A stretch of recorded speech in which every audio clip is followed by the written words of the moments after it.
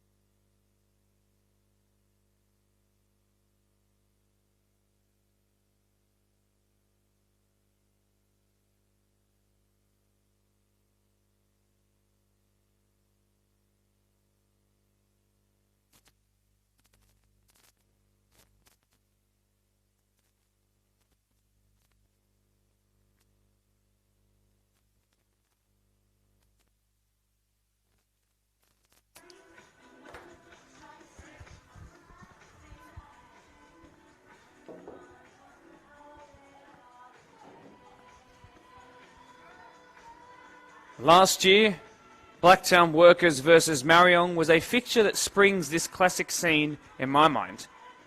You know when you just started out in high school as a year 7 and you kick your ball into that group of year 12s? Yeah, well, you ain't ever getting that ball back.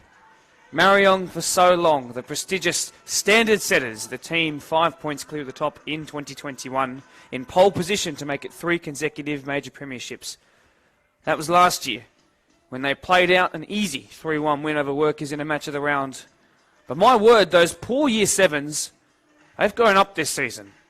Workers were 2-1 winners when they faced earlier this year. Marayong were the first to humbly admit that this season has been difficult for them. But that's understandable. A group of players who have come together incredibly well in the face of adversity and improved as the weeks have gone by. They've also been the first to admit that their quest for the three-peat has been made more difficult by a far more even spread competition. That's where I throw you Workers. No longer a grey area club. You know, the one not quite fighting from the drop, not quite competing at the top. They've recruited incredibly well in the off-season, both on the pitch and on the touchline. Last season, they struggled to find their form early on, whereas this season, they have hit the ground running. That's enough of a history lesson for now. I would like to clue you in on why this one singular game is so important for both clubs tonight. You might be sitting at home, not in the rain by the way, wondering, Mark, both of these clubs are assured to finish in the finals. Mark, there's still a decent amount of games to go. No one's going to lock in first place tonight. And you would be right, you would be right. Both of these clubs will be here during the final series and the minor premiership will be up for grabs probably until the final whistle is blown at the end of the regular season. However, if you tuned into last week's edition of the Blacktown Football Hour podcast, you would know that both the captain and the coach of Workers and Marayong featured, and you would also know that I put it to the Marayong boys about their record against the rest of the top 5. Out of their 4 games against Ponds, Doonside, Quakers and Workers this season, Marayong have only accumulated 1 point from 12. For a club who have long been virtually unbeatable, surrounded by this frightening aura of invincible impenetrability, this record was a surprise when I put it to them. They weren't aware of it. The interesting thing about Workers, though, against the top 5 this season, they've only won once. And that was, as you mentioned, against Marayong. Their record against the top 5, 1 win, 1 loss, 3 draws. Yes, that's better than Marayong's. But it isn't a record that indicates that come finals time, they will have the belief to beat the big boys around them. So, to answer your question, why is tonight such an important match? Belief. It's belief.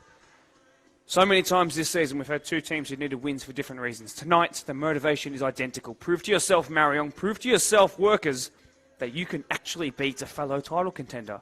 Forget about home and away record, goal difference, where you finish on the table. When it's crunch time, can you beat the best in 90 minutes? Well, you're about to find out tonight in another midweek BDSFA match of the round here at Blacktown Football Park as Blacktown Workers take on Marayong in a blockbuster Deploy Premier League 1 encounter. My name is Mark DePoli, thankful as ever to be your commentator tonight and grateful to have your attention for the next 2 hours here from my wonderful perched air-conditioned box up here. I think we should have a look at the starting 11 for both sides tonight, shall we? As I turn my page over, you might not be able to know from your position, but it is in fact a wet night here. Many games have been rescheduled in recent weeks from Premier League down to Mini-Roos, and for good reason. There's a couple more weeks of rain still to come, and we will manipulate ourselves around to make sure that we can get as many done as we can. Let's get into the lineups. Considered your home side today, Blacktown Workers, who have already featured on the match of the round this season. When I was here for Marayong, it was one that I missed out on due to a bit of illness, but I'm glad to finally be able to cover them. In goal is Evan Moses. His first year at the club, he's already having a big impact at 6'1", not just his heights in goal, but he's been coaching around the club at the younger grades, and he's also helped out with goalkeeping clinics from around Sydney in his time as a man between the sticks. The back 4 reads as the returning Liam Jackson in the 13 jersey. He's been on dad duties recently and wanted to play the earlier reserve grade matches. It's great to have him back here in the wet against Marion. Not an easy game to return to at the highest level, but he's going to give it a good go. Blake Ford was a makeshift centre-back after about 30 minutes in the previous match of the round against Quakers Juniors. He's now starting there wearing the 10 jersey tonight. It'll look weird, but he'll be fine. He's played 3 games next to Dejan Kupasenin, who's the 23-year-old centre-back who we've not seen in the match of the round yet. But I'm glad that we get to finally see him here tonight on the synthetic. On the right-hand side, it's a man whose long throw-ins last year were a thing of beauty, Ian De Castro. He was born in the Philippines, who have had some great success with football recently in the women's side of the game. Moved here at 15, and he's enjoyed a great amount of time at this club. The midfield 3 is very similar to what we saw last time, just one change, in that being Brad Dickinson, who has a bit of a redemption arc about him. I can feel it being written by the football gods. He missed a penalty to make it 2-2 against Doonside earlier the end of last week. Someone who hasn't missed one in 7 years. So will he have the ability to step up tonight if that opportunity comes his way? Who knows? But he's a fantastic player, and the penalty miss should not define him at all. Ahead of him, Danny McDougall and Lachlan Precious, 2 former Riverston players who are here tonight. On the right, it's another one, the third one, Chris Wicks, 9 goals and 5 assists all season, going for the Golden Boot. His middle name is John, his last name is Wicks. We'll see if the sharpshooter can put himself on the score sheet in the match of the round again.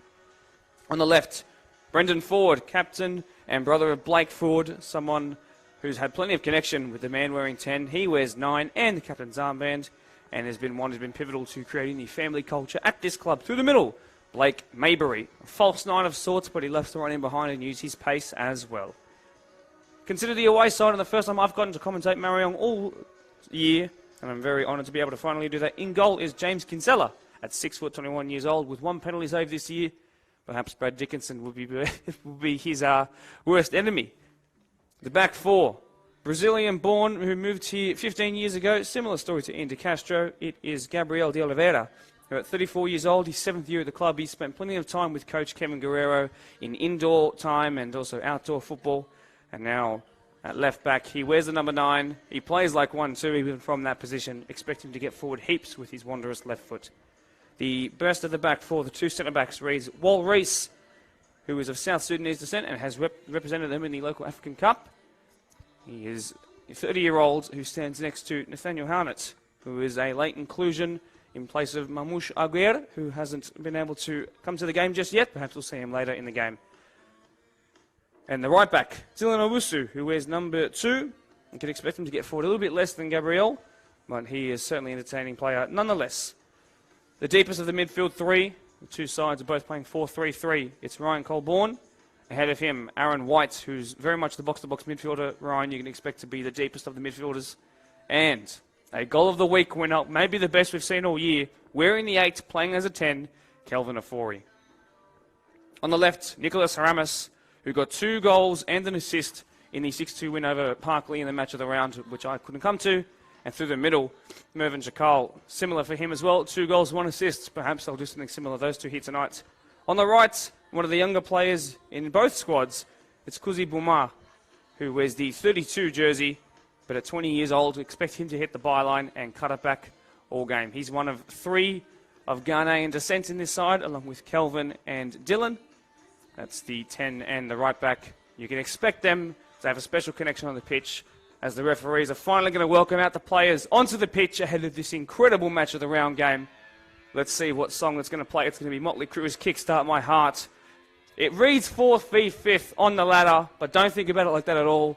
Only a couple of points separate 1st and 5th, and in fact, Parkley even making their leg up. But that would be a real moonshot for them.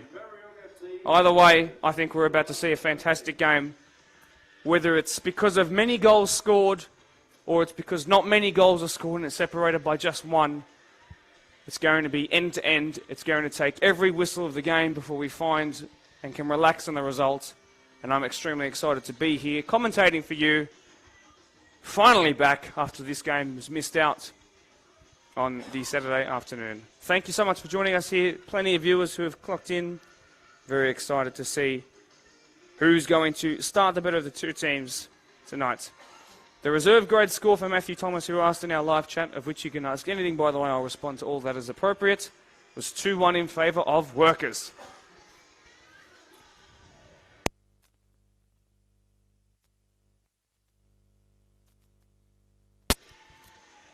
So it looks like your home side. We're going to be running right to left on your screen. The away side, the first time I've gotten to cover the prestigious Marayong, running left to right. Jim Azar is your centre referee. The two captains coming together. There might be some late changes in the defensive line of those in green of Marayong. I will keep you up to date on those.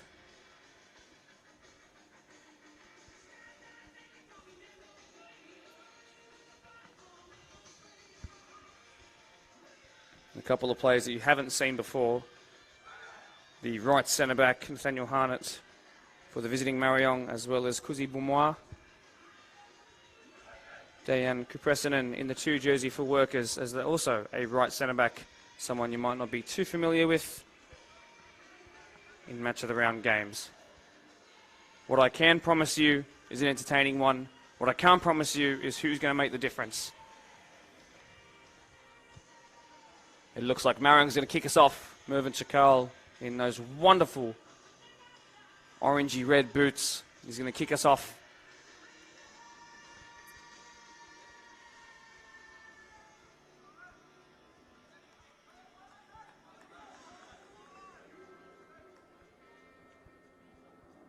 The man on the ball, 8 goals, 5 assists, perhaps even 6. He can't quite remember. He's got too many.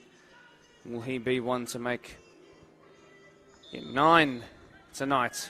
We finally kick off, and there's the first slip of the match, and it results in the first turnover of possession. As we clock past 50 viewers on our Facebook stream, Blake Mabry's first touch is back all the way to Ian DeCastro. It's going to go all the way back to Evan Moses in goal, who clears off towards his left. The first time it comes on this near side. Owusu misses it. It looks like DeCastro is actually going to be the left back, and Liam Jackson will be the right back. First touch here for Danny McDougall. Couldn't quite find their top goal scorer so far this season. Kelvin Ofori's also struggled to find his footing there. Before a bit of a bounce around between Lachlan Precious, Brad Dickinson, and now here Ian DeCastro on our near side on the left. As I mentioned, here the captain who wins the first foul of the day in the 9 jersey, Brandon Ford. 25-year-old, his 4th year at the club as part of one of the originals of this Blacktown Workers Premier League project, their return a couple of years ago.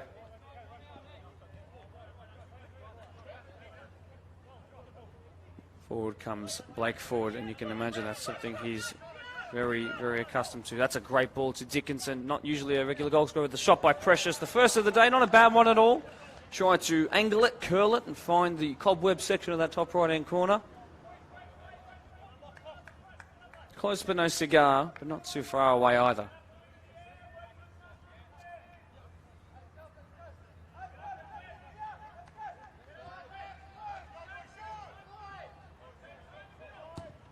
There is Wal Reese, who is genetically gifted as a centre-back. His extremely long legs are hard to get past. Mervyn Chakal's first involvement since kickoff, from what I remember. It's gone out into touch, but not off of him. So it will be a Marayong throw. Here is Dylan Owusu. He's got 1 assist this year. Will he add to that tally tonight? If it's from long throw-ins and he counts those, he might certainly get one if they're further up the pitch. Ford tries to work Workers out of trouble. Blake Mabry is going to try and trust the pace of Chris Wixom. Why wouldn't you when he's got that much? Afterburners on already early on in this game. He's won it back off a hapless centre-back. He now should fizz across the face, and an important touch there. Absolutely crucial by Ryan Colborne. That was maybe the most important touch of the game so far there. Colborne in the 6th got back, made amends for Nathaniel Harnett's error. Probably wasn't aware that he was going to be starting so close to kickoff. Perhaps didn't get the warm-up he needed, didn't sort of mentally prepare himself the way he needed to be. He'll have to be sharp from this moment on. Workers, you don't want to give him too many chances. Haramis, really nice hold-up play.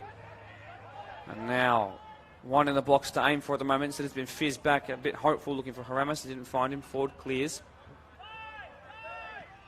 Precious asks a lot of Ford, looks over both shoulders and then gets past his man wonderfully well, but Bomar is there as well. Great slide tackle in But Maybury should come away with it. Look at the pace he's got there, and he does really well to test Aaron White, twisting and turning, but eventually it's recovered.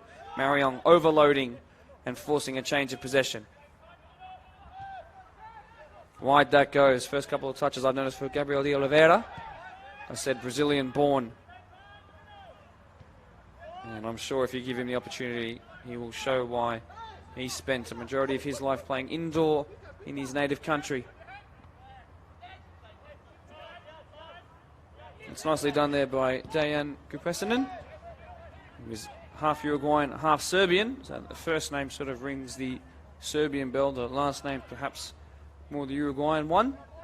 Could be wrong there. That's what came to my mind first. Wicks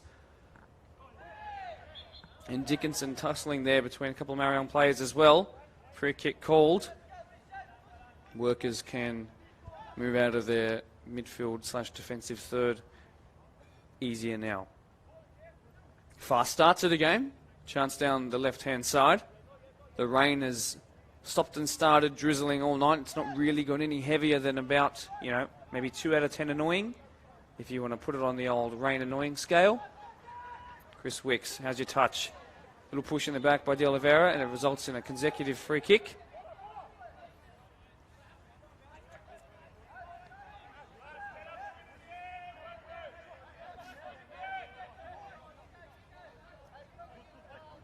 Good Preston standing over it. Looks to put it into a dangerous area. He does. The keeper is really adept in reading that. We'll find Dylan Owusu here. One of 3 Ghanaian players in the side. Represented Ghana in the local African Cup as well. That's a good looking ball. The idea was nice, but in the end it didn't angle the way Marion wanted. And for all you international football fans, I can confirm I'm getting many notifications about Dybala officially joining Roma over Inter. Oh, De Castro, lovely step over there at the mention of a skillful player. Great bit of skill there. Wal Reese will recover. He's a scorer of an own goal in the match of the round last year in the old Pons Marayong derby. And he recovered very well to win that game in the 96th minute penalty. I do believe that was the exact minute. And they went on to win 2-1. De Oliveira and Wicks, that'll be a battle we enjoy watching all day. Forward comes a Afori. Outside the right-footed pass is spectacular, but I think he got one little touch off of Liam Jackson, I do believe. He was also adept at playing centre-back and both full-backs, it seems. There's a lot of work to do here for Ford. And he did well the first time, but the touch was a bit too wayward, but that's what we sort of expected when the ball went like that in the air. Arnott, De Oliveira. Opting to go one way, instead going the other. Puts it up the line, a big push in the back there of Jackson, I do believe. Free kick slows things down. It's been the only thing that's really slowed down momentum in this entire game. Everything else has gone quick.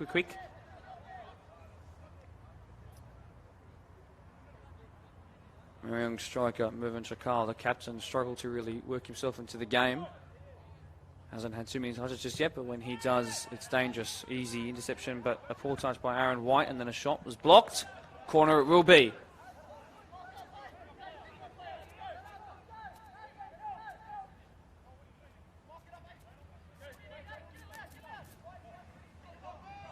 Trudging over, not in too much of a rush.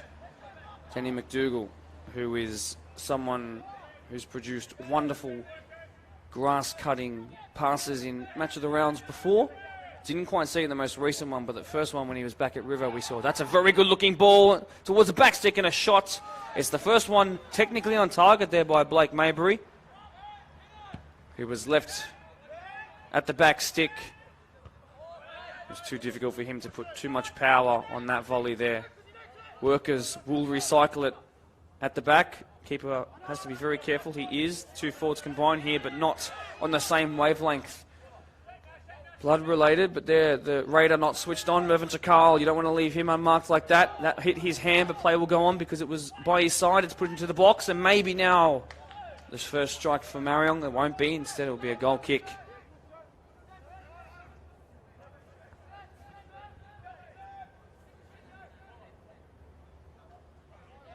I can confirm for the Golden Boot race, which a couple of players have been asking for, including Chris Wicks playing tonight in the 12 for those black and slightly red jerseys. There is a certain Ryan Hofsmith from Park Lee. Forget about Ryan for a second because Mervyn Chakal might have a chance. De Castro rises really high to get there. Precious involved in it too. Doesn't want to give it away. He does. Nice work there by Kuzi, who goes all the way back. De Oliveira just wants to play it simple. It's the Golden Boot race heating up. So I can promise you, Ryan Hofsmith, the striker, 18 years old from Park Lee, in his last 2 games, he's scored 9 goals. You're hearing me correctly. 2 games, 9 goals. A hat-trick in the match of the round. And then he scored 6 against Polonia last night. So, Golden Boot race heating up. Here is Dylan Owusu, who might be looking for his first goal of the season. That touch has taken him a little wide, and De Castro does really well to use his body. And he shielded it to a point where Owusu actually got the last touch. Really nicely done there. What do you call 6 goals? I know 2 is a brace, 3 is a hat-trick, 4 is a poker. But what do you call the 5th and 6th? I think double hat-trick is a little boring. Someone can figure that out for me. I doubt I'll ever commentate a game where someone scores 6, but never say never. Judging by what I'm hearing in between sets here, that Marion haven't quite hit their stride, according to their captain, who's asking for the standard to be lifted. De Castro, his long throw-ins. Keep an eye out on them. That one, not an example, bit of a commentator's curse there. A 4-y, a goal of the week winner himself. That was his only goal of the season. That's not like for this man here, Chris Wicks, although he's given it away. De Oliveira hasn't quite got the pace that he might have used to a couple of years ago, but he sets off Haramis, who is no stranger to goals himself. But that pass, not ideal for keeping his side. Strong foot and momentum. He'll try again, though. Second step of the cherry. Into it goes. And then maybe now the cutback and then White! Oh! It had wonderful technique. Aaron White is someone who's got such poise in the midfield. He will be in both boxes all day. And he got forward for that one. A late run and it found him. And he almost found the first goal of the day. And it would have been spectacular. Close. Every strike on goal by both sides is inching closer and closer to the first of the day. That's really poor out of the back by a very much different workers back line. This one towards the near post of the keeper, who's adjusted well. Probably expected the fizz across him rather than at him. Evan Moses, nicely done. But Kupressin and Ford, Jackson and De Castro needed to communicate a little better there. Now, what can Danny McDougall do here? Wide he goes. Forward comes Jackson, who loves to get into advanced areas of the pitch. Chris Wicks has been deemed onside. It left Marayong a little lacking, and they'd taken their eye off the ball for a second to look at the AR, and it gave Chris Wicks an extra yard, which is probably the last player in this entire comp you want to give an extra yard to. Thankfully for their case, his cross was pretty poor.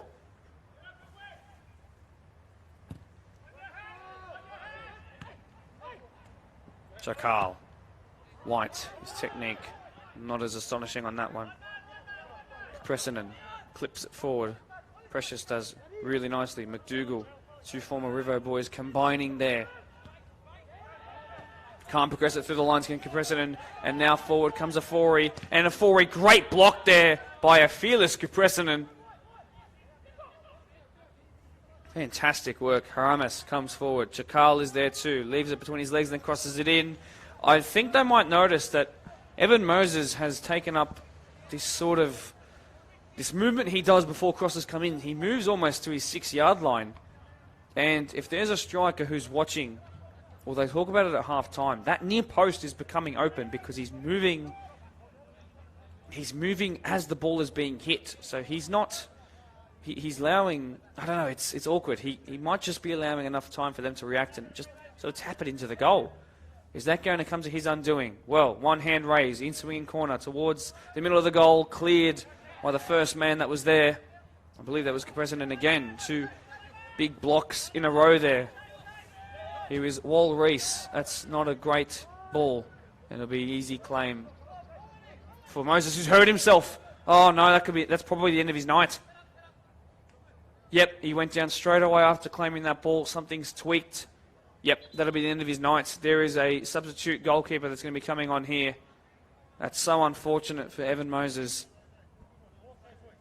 who's been really good to watch in the couple of games that we've seen. But that moment there, I can promise you, the way he went down and how quickly he went down, he just lost all mobility and probably a sharp pain went up the back of his leg. And I fear that this could be something serious.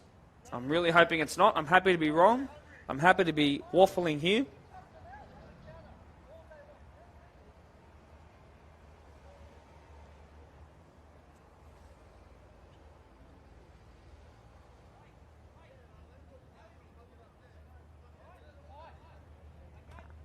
Still on the ground, being treated by their physio.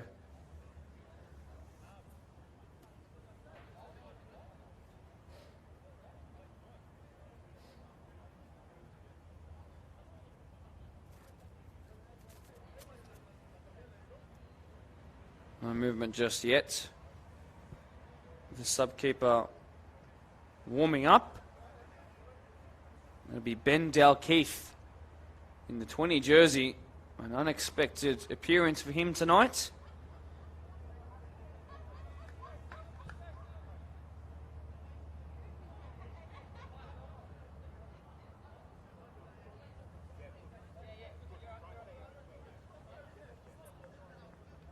He's back to his feet, which is a really good thing to see. He's trying to put some weight through it, hopping on it. I'm not sure if he's hopping on the strong or the weak leg there.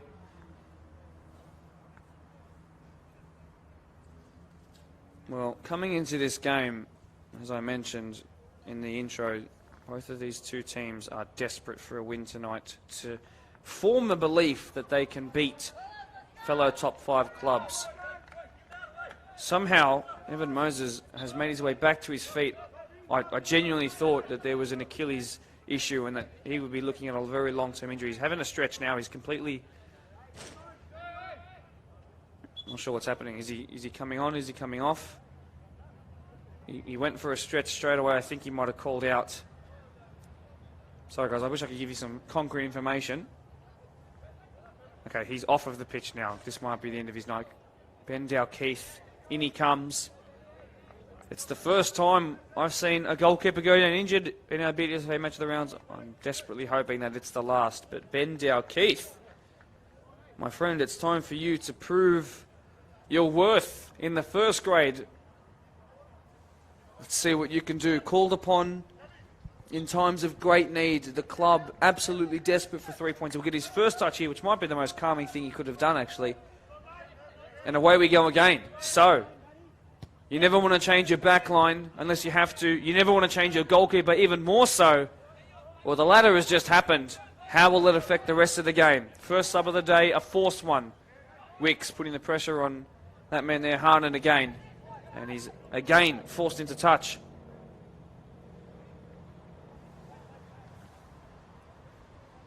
Here's Liam Jackson. Interception is really nice by De Oliveira. Afori to Reese. That man, the closest to scoring so far today. Blake Ford having a close down. Oh, what a cross that is into the box, and Jakal was there. And then it's cleared by Jackson. It's going to go out for a throw.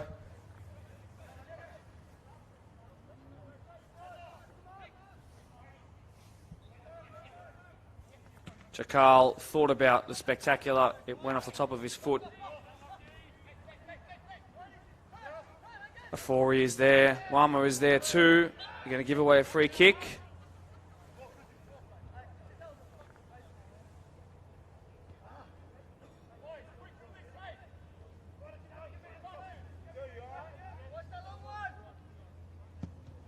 Wide that goes. Captain contribution there. Not the one that was needed, unfortunately. Wosu, who also had a chance a couple of minutes ago. Wama is there too. Just at 20 years old. He's got 1 Cotton Cup goal this year, 2 league assists. Will he find his first in the match of the round? It's not an uncommon narrative to hear. Chakal couldn't pierce it through 2 sets of legs there. Here is the captain now for Workers. Weak footed pass, snuffed out by the other captain. Now Chakal, who is of Kurdish descent, finds Aaron White. I had to apologise for Mervyn. I know he watches these games all back. Apparently last year I called him 33. He's not, he's 29. Not sure how I made such a grave mistake. Well, it's been sitting in his mind for a couple of years apparently. So glad to sort that out. It's been a free kick given away, and it might be the perfect position for De Oliveira to whip it in. Rather, it's Aaron White who's going to perhaps play it shorter. He does, plays it backwards. Good work by the pressing line made up of Wicks, Maybury and Danny McDougall at this moment in time. A lot of defensive work being done by Workers' captain. De Castro comes to an inverted run to try and close down Boama there.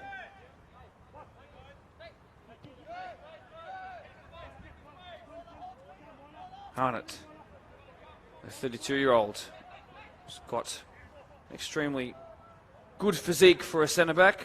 Very well built. It'll be hard to get past, along with Wal Reese, an experienced centre-back partnership, those two. Not so much having played together, but as individuals, can they combine and show a bit of chemistry tonight? Oh, Ian De Castro might have just played the ball of the century there. First save in a while for James Kinsella to do.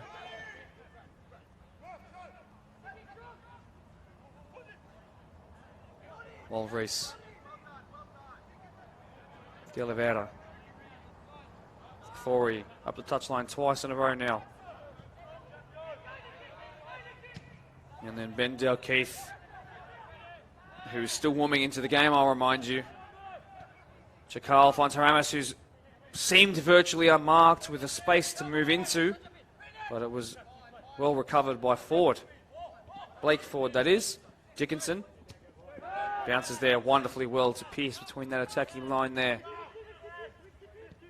Dickinson wide to Liam Jackson. Crossfield switch. It escapes. Everyone finds its intended target. Look over the shoulder there, Mark McDougall trying to find the man with the number value just 1 above his. The 8 to the 9. Would have been satisfying. It wasn't. Wal Reese, wide that goes, just crosses the halfway line, looking for their dangerous captain, Irvin Chakal. His brother Shia is a man who suffered a lot of injuries in his playing days. I do believe it was 3 knee injuries in his time. He's taken up the assistant role and also heavily involved in the reserve grade as well. Won't be happy with how the reserve grade game went, having been in the lead, those guys. Maybury, great touch there. And now forward he comes. De Castro from left back to almost centre forward there. Didn't happen this time though.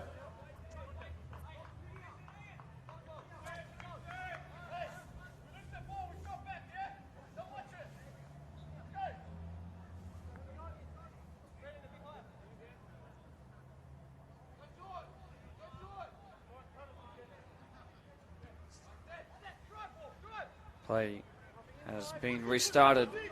Still searching for our first goal of the day. Drew Preston did well there. Boama was lurking. De Castro being closed in, although Haramis pulled out of it for some reason. Great flick there by Danny McDougall. Might have been a bit fortuitous though. Wicks came central. Really well done by Wal Reese. Dickinson. Crossfield switch is ineffective.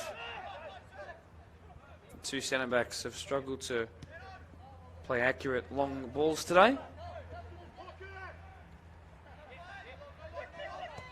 Wal Reese crosses the halfway line to find Haramis, who's become a central striker with Chakal moving to the side. Dickinson does well there. Dickinson, of course, the 6, wearing the 14 jersey, formerly of Marayong, of Pons, and many years at Polonia in his more junior years. They call him the dad of the squad, do they, Brad Dickinson? Forward goes all the way back to his keeper, who again hasn't really warmed up to the game, and had that have been an inch lower, that would have clapped into the shin there of an on-running White. Now perhaps a little gap in the midfield could allow them to come right through it. Workers instead play backwards.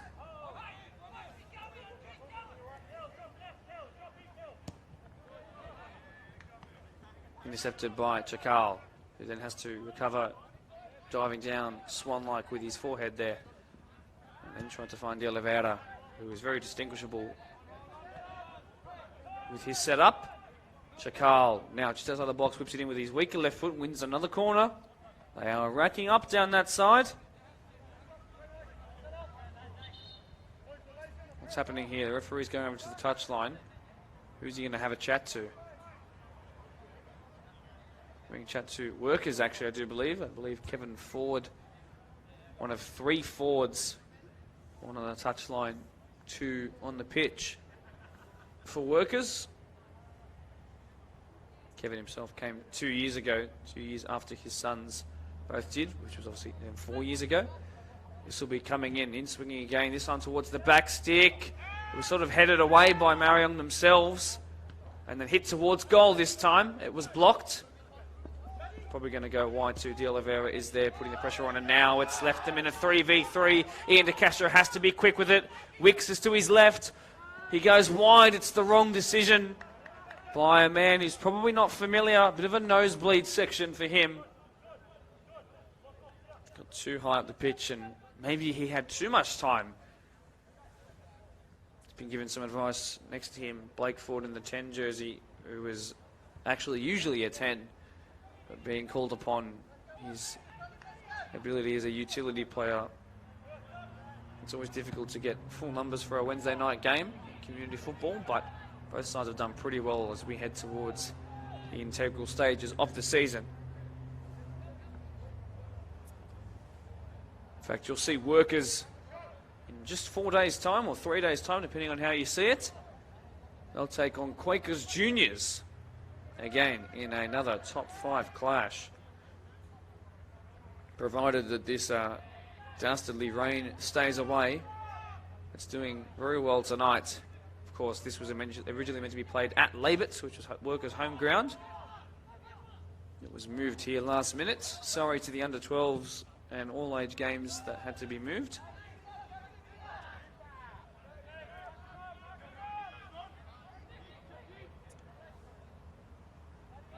26 minutes into this game, yet to find the first goal. It came close about 10 minutes ago. Both sides have struggled to really test goalkeepers here tonight.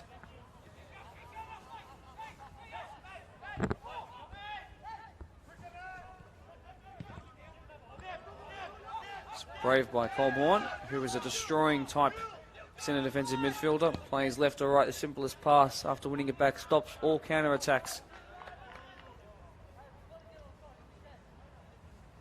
Passing range was tested there, he got away with it.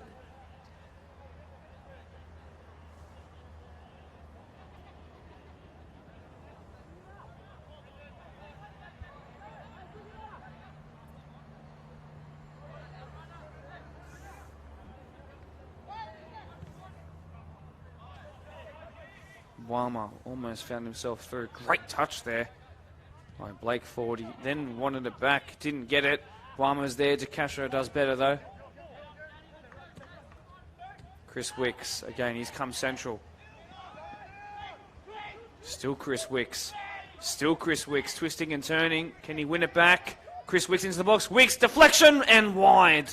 Corner it'll be.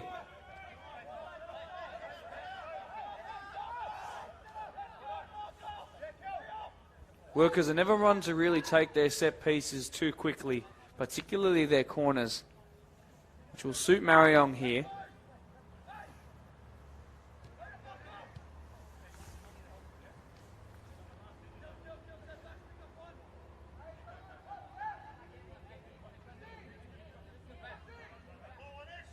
In swinging again, right-footed.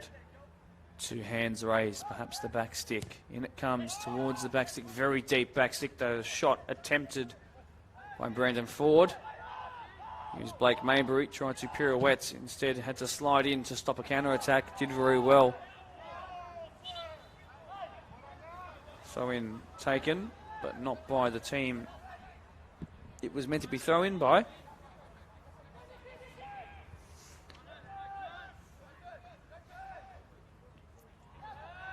Wonderful work, De Oliveira.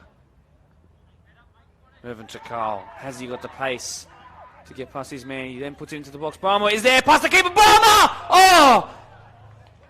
Did he miss or was there a final touch? It's a goal kick, meaning that even though De Castro slid in bravely right at that post, Kuzi Brahma with the best chance of the game. He did wonderfully well to get past the goalkeeper. And from there, though, just had to put it in the back of the net. Maybe if he'd chipped it up, it would have clipped over. Free kick given away, although Wicks wanted to keep going, and that's why. Look at the space he had.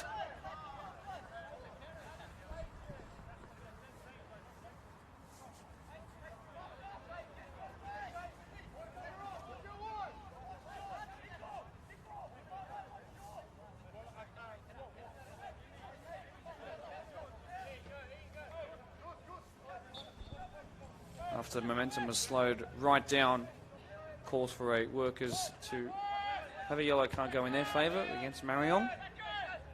Nothing happened. Free kick taken. It's amounted to nothing so far. Aaron White coming forward. Nicholas Haramis tries to find his captain. Although, great show of pace by Liam Jackson, who's returning to first grade here tonight. Although he slipped, stuck out a leg to try and stop Chakal. And their second big slide tackle in there. And he receives a massive round of applause. And a frustrated Chakal, possibly by the rules of the game, should receive a yellow card there for kicking the ball away in frustration, but happy to just let things go on.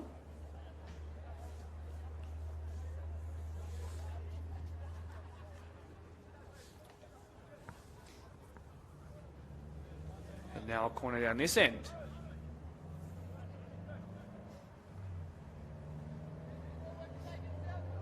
In swinger again. De Oliveira's at the back stick if they want to find him. Goes towards him. De Oliveira was there. He was jumping highest. And he somehow couldn't direct it towards goal.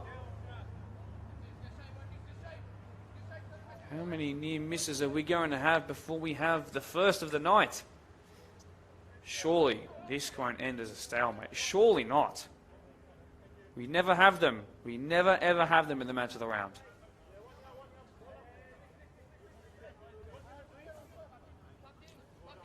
Ben Dalkeith in goal. Clears the halfway line. There is Wicks. Gets past Harnett there, but forward comes Owusu.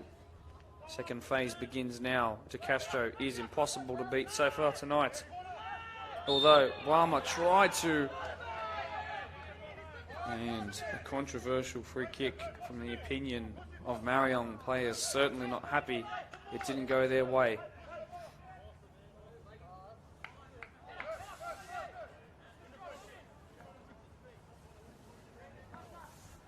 Tensions flaring a little bit. Maybury rising. Harnett rose higher though. White couldn't win it off Dickinson, although his pass was not where he wanted it to go. Reese, great pass. Good touch there as well. Aaron White, nicely done. Haramis back to him as he crosses now the halfway line. Does White to find the frustrated Chakal. Can he cool his nerves and get past his man here? And then to the edge of the box, and the shot comes in. Ben Dalkeith, great save on the follow-up. Oh, another great slide in. And the save by Ben Dalkeith. I think it took a ricochet off his own man, and then he put out a big left hand. That man there, Kuzi Bwama, had a chance to sneak it in at the left-hand side and the right-hand side, bottom corners. And both times, heroics by defenders and goalkeepers have stopped them. But Marion certainly looking more than likely to go ahead. Another set piece, in it comes. It's missed everyone in a green jersey except for Chakal, who will recycle it. Mervyn Chakal. Chakal blocked, up into the air it goes, and Dickinson couldn't quite get the clearance or the connection he wanted on it. De Castro wants to make amends for his earlier stuff up on that counter-attack. Rama was there, tried to flick through De Oliveira. De Oliveira might find it. Down goes Kuzi in the box. Ben Dalkeith, that's a weapon and a half out of his boot. Who can run onto it? Mabry's there. He tried the first time strike. It's going to go through the keeper, or will it? Great shielding there by Wal Reese. Oh, great flick there. Great slide in too. This is such an entertaining game. Afori. Aaron White. That's magisterial footwork there. Calls for Kusi to make a run. Kusi did in fact make a run. Will he get the touch right this time? De Castro catches up as he has all game, and he is struggling to get past him. Corner this time though.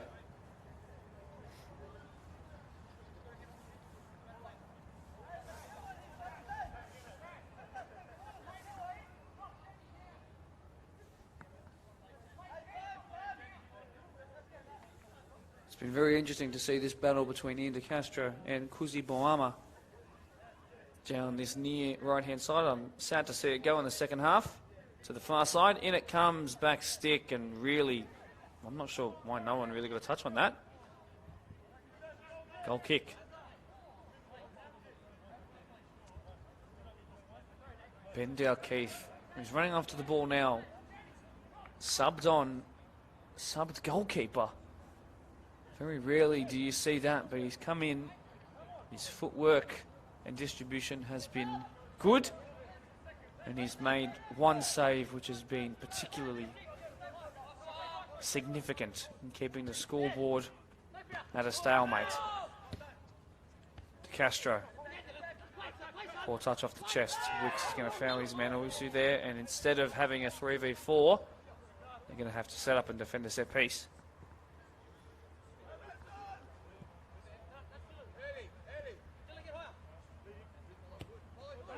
Before he received that quickly, was he ready for it? Either way, I'll go again. Little scoop. Holborn is there to drop between the two centre backs and launch this. They switch from one side to the other. Nathaniel Harnett, left footed pass, comes off Jakal, finds the Oliveira. That's a good looking ball into the box. In fact, it didn't actually come into the box in the end. And Workers will come away. Wicks, this is where you want him running at players. He's going to spread it wide to Blake Mabry. Into the box now. Mabry, left-footed strike. Into the hands of a grateful Kinsella.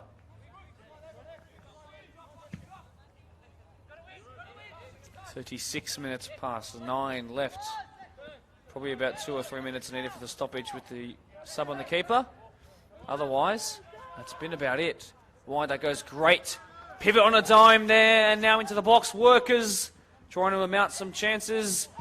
Wicks found only a Marayong body on the follow-up now this time. No, he couldn't get the shot off, did Mabry. Unhappy is Danny McDougall, who was so pivotal in that move there. A slip there might cause Workers to have another one here. Was there a foul? No, says the ref.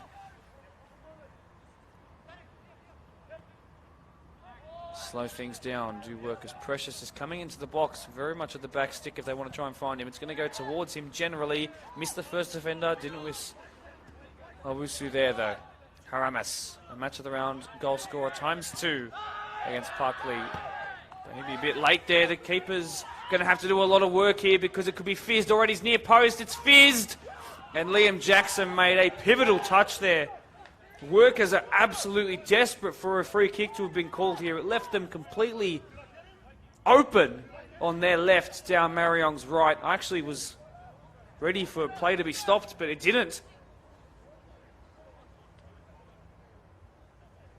Lots of things being left to go, so momentum is going to result in these two teams being extremely tired by the end of the 90 minutes. I can promise you that. In it comes again. Haramas was there. He couldn't rise highest though. De Castro will come under this one. He then heads it clear towards the referee. Jakal is there, as is Mabry. He tries to pirouette again. It's worked wonderfully well this time. Chris Wicks is making a run in behind. Can he find a man next to him? His captain. He's gone down. That might be the first yellow of the game because it certainly stopped a goal scoring opportunity there. Marayong are saying, no, we actually got the ball.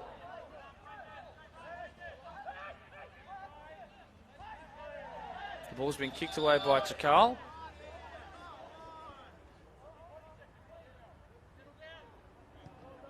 I'm of the opinion that 2 yellows should be given here. One for the captain and one for, I believe, Reese, who brought him down. I don't think either have been given.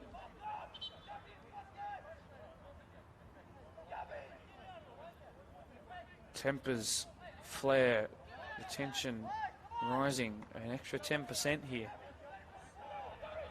And the goal right now would stab deep into the Marion gut, I can promise you. They've come close a couple of times, but Workers have not lacked a threat. In it comes this time. That's a very good looking ball, and it's cleared. Aaron White, and then much more convincingly by De Oliveira. Well done by Blake Ford.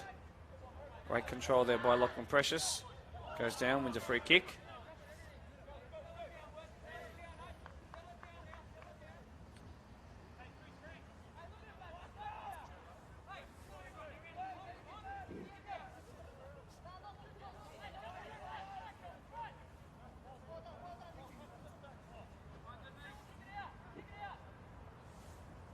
Consecutive free kicks, this one much deeper though, unlikely to cause a chance for Workers off of a head. In fact, it's cleared. That's a fantastic touch there by Boama.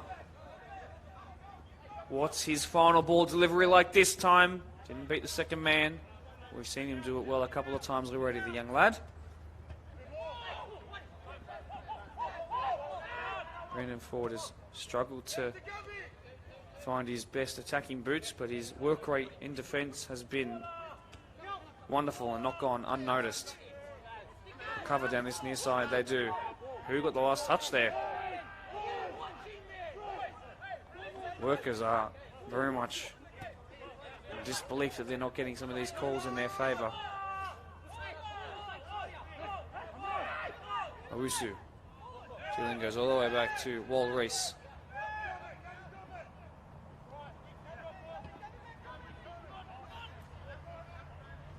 Gabby De Oliveira.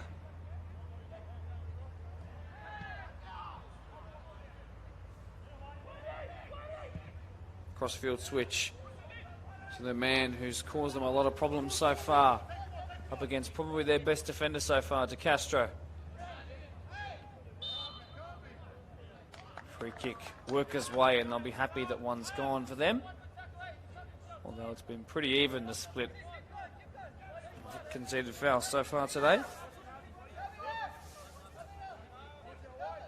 Everything seems even. Chances, big chances, passes, possession, the scoreline. Who's going to be the one that steps up tonight? Whose ball? Workers' ball.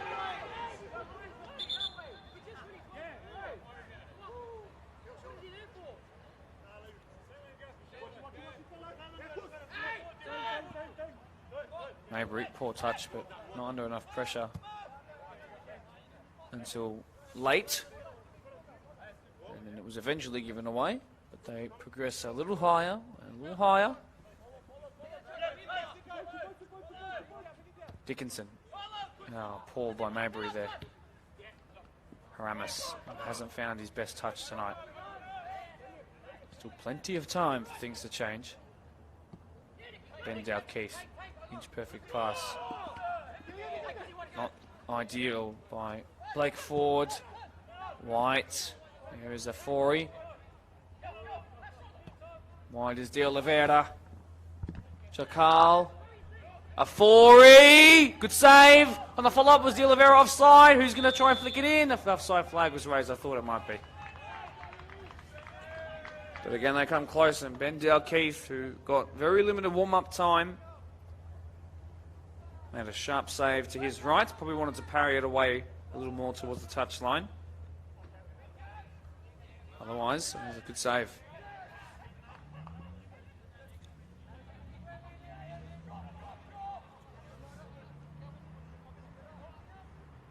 Chris Wicks. We're heading towards some of the final chances of the first stanza.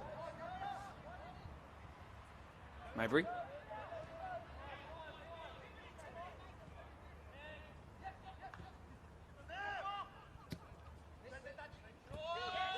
Owusu, brilliant work, and now he's going to strike forward an inverted fullback run here. Haramis to one side. He's going to have to try and go through the middle because he's got no real options there. Workers do not concede a free kick, and Marayong's defence is in some sort of weird shape here, and they're going to have to get back to what they normally look like because forward comes Blake Mabry, who gets past one and then the other. Tried to shot, it was blocked, and out of nothing from an appeal to get a free kick their way, they've conceded a corner. Two sides letting their composure slip a little in hopes of dwindling the decisions of the referee in their favour. And Marion almost found it came to the ultimate undoing there. Will this be the final chance of the half? An out-swinging corner this time. Danny McDougall, two hands raised again. Heading towards the captain. It's cleared away. Dickinson thinks about it from distance, and it was worrying for a moment. Marayong fans not to worry.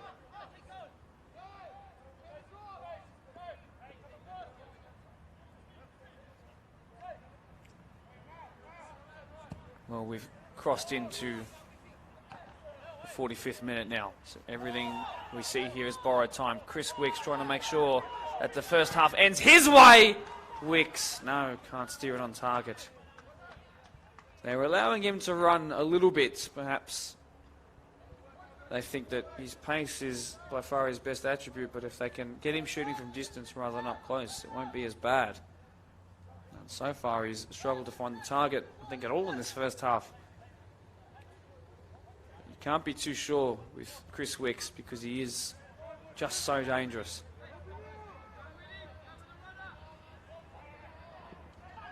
Nathaniel Harnett did well there to keep it in. It will be a Marayong free kick.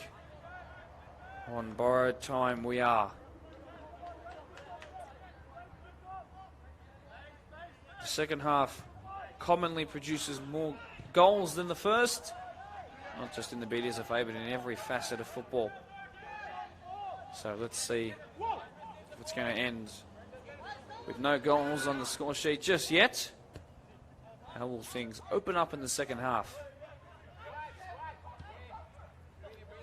Wall Reese.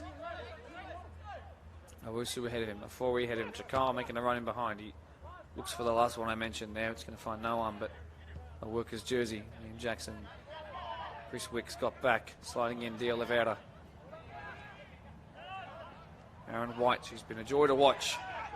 Hamilton Afori. Aaron White again. Took it really well. Haramis. Oh, De Castro. Brilliant defensive work again. Lucy Boama is there as well. And now maybe Chakal! Great save! Great save! And if they can point the finger, workers, and thank anyone in the first half, I think it has to be Ben Dow-Keith for that moment there. And a couple others as well. But that one the most crucial. Mervyn Chakal.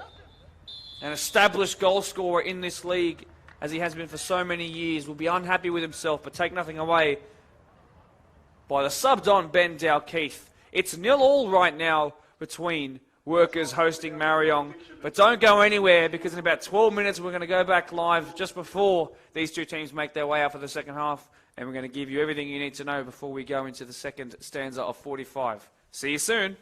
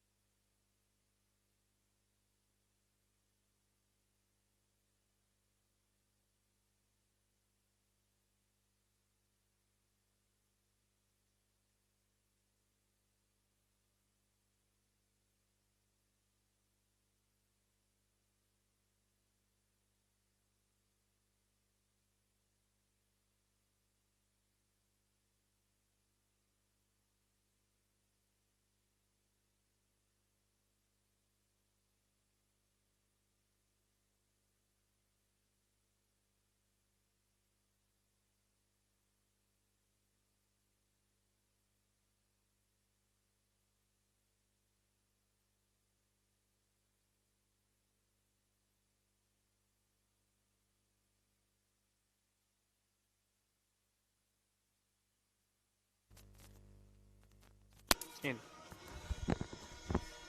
Just knock.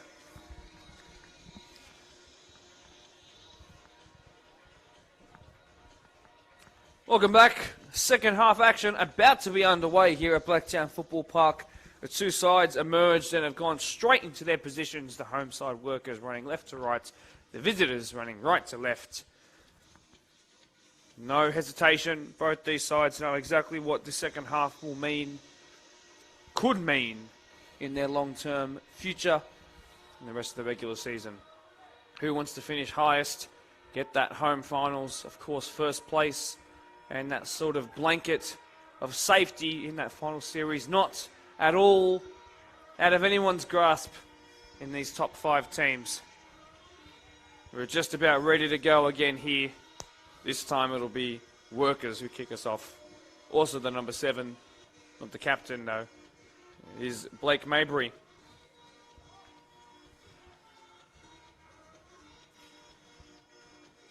Yet to get any information from around the grounds, what's happening. Ponds are playing Riverston as we speak in the PL2, a blockbuster match in the shape of Oakville and Prospect. Underway we are in the second half. The music dies down and the mood lifts back up. Owusu's first touch of the game in this second half is an interception, and he does really well to tussle for it to Castro. Majorly involved in the first half, already in the second winning a free kick there. No goals in the first half.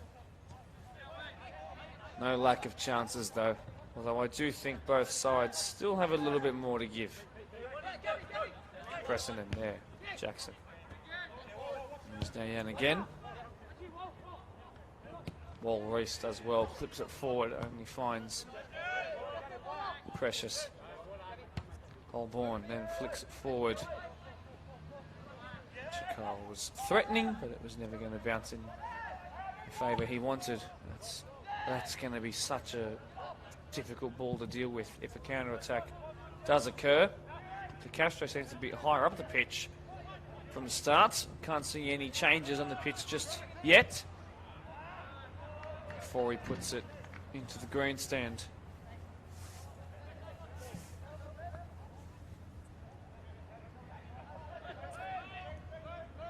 Dickinson. Oh, it's missed. Reese there. Wicks, his first touch of the half. Puts Workers into their attacking third.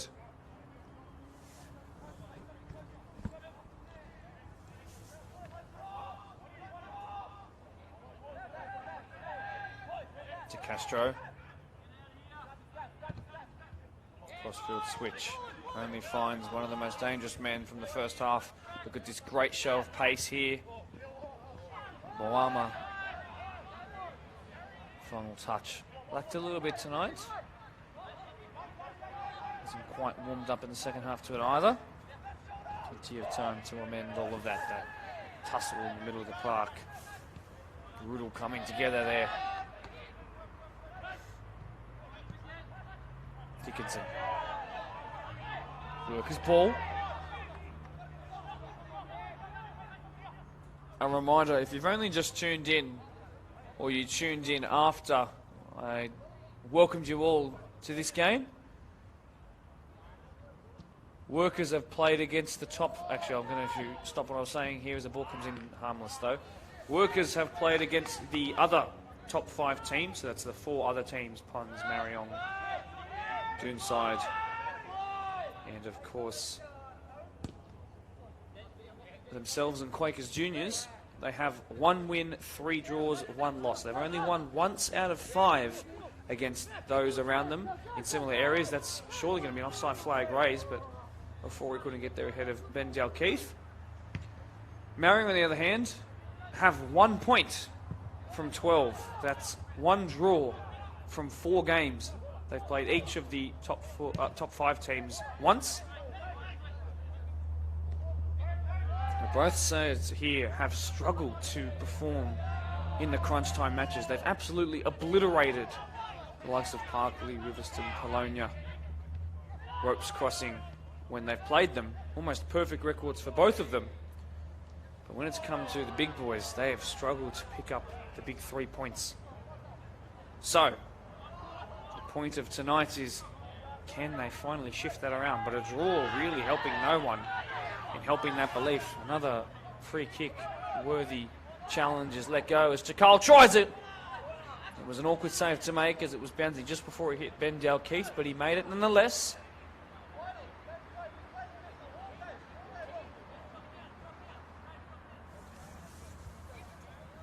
Two forwards are here together asking for more free kicks to be given.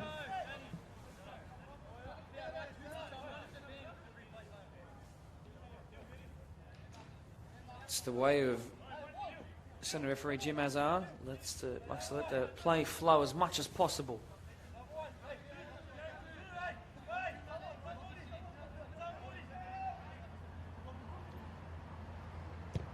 In it comes and it's cleared away awkwardly.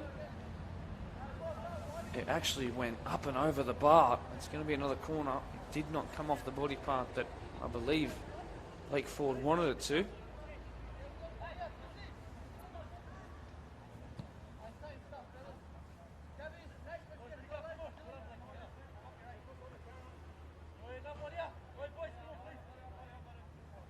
From the other end now, Aaron White goes from one to the other. Was a Blacktown Spartans youth player. It's also 13 weeks until he's due baby boy. Congratulations to him. In it comes again. Chakal clips it back in. Owusu is there. As is Di Oliveira. Afori was there too. Third corner in a row.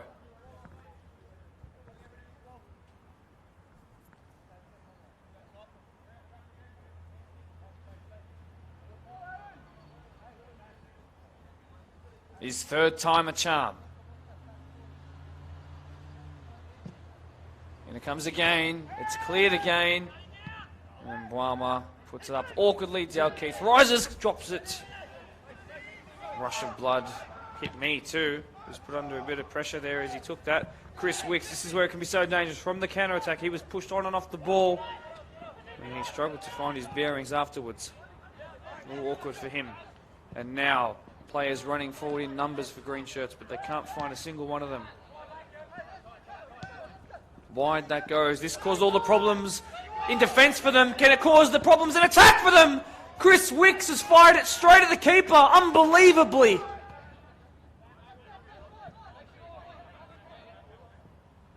Oh, the best chance of the game, completely squandered.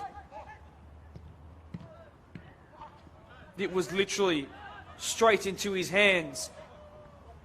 No issue for James Kinsella. A big tackle put in. Frustration building.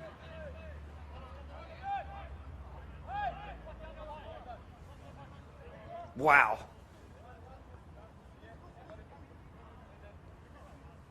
We had the perfect angle from where we were, sitting right behind where it was happening.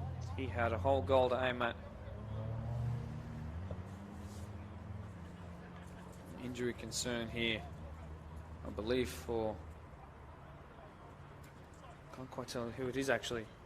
It'll be Blake Maybury. Workers coming into this game, in the last 5 games, they got 7 points from a possible 15, all the way back to a 1-1 draw against Quakers, 2-1 win over Rivo, and they lost to them 3-2 straight afterwards in the transfer derby. 1-0 win over Ropes Crossing, and then most recently a 2-1 loss to Doomsday, where I mentioned at Dickinson missed penalty in the 90th minute. Wicks is there to try and make amends, straight into the hands of Kinsella, who's gotten the best of him so far.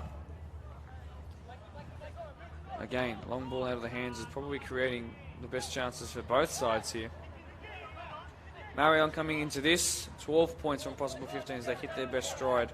A 3-2 loss to Quakers, as I mentioned, struggling against the Big Five. But outside of that, 1-0 over Riverstone, 2-0 over Ropes, 2-1 over Ropes again, and then 6-2 most recently in the match of the round against Parkley. That ball was put into a dangerous area, but you could just tell Jakar was going to get nowhere near it. And he's going to be frustrated. His move. The live ladder right now, obviously I don't know what's happening in Ponds Land and Riverstone Land, you would assume Ponds would get a victory. But if we just look at this game solely, a draw will put these two sides up into 3rd and 4th rather than 4th and 5th.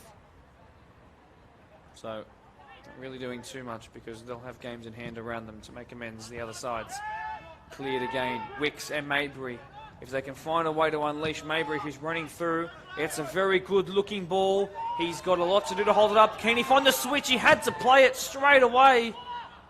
He didn't find that man from centre back up to right wing, Dejan Kaprasunen.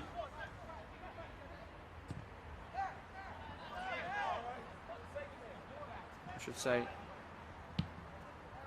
Kaprasunen came forward there, and that was a fantastic run. He's going to have to take a couple of minutes to recover, I imagine, as well. Great win there, absolutely pivotal that he won that. Chakal, he's been good all night tonight. Haramis. Oh, and then now maybe! Great save, Chakal still. There are players down in the box wearing both shirts. Just a corner. Bouma found himself again in a one-on-one with the keeper. I'm not sure who got the... Okay, so it looks like from my replay next to me, Bouma put something into the back there. Can't tell who's on the ground there. Hopefully he's okay.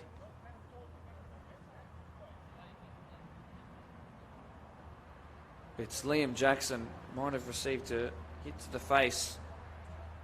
It would not have been intentional. They still would have defend a corner in a minute.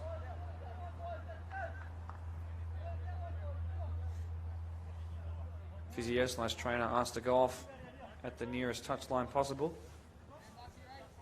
How many corners are going to go by without really putting one towards goal? Cleared again.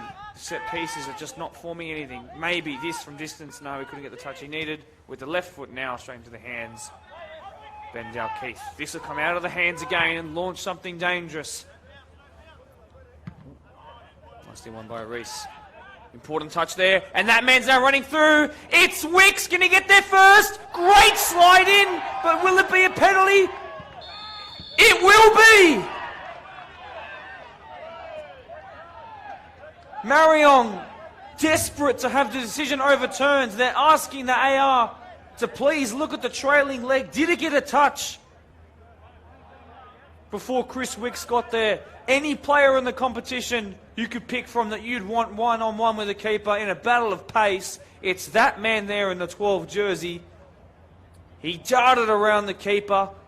It looked from my angle like he might have got the slightest of touches. I thought it was enough. The referee looked to even play advantage. The keeper's now received a yellow card for a dangerous slide in. And the pace of Chris Wicks could throw a spanner in the works of Marayong here. They said in the Blacktown Football Hour podcast they wanted to win and would win all of their games when they played the top 4/5 around them again. Well, this, one of the most important moments of the season so far. In the 10 jersey, it's Blake Ford, who missed a penalty last time out, you may remember. Dickinson didn't take it because he missed one last week too. Will the Fortune Lightning strike thrice? Great penalty!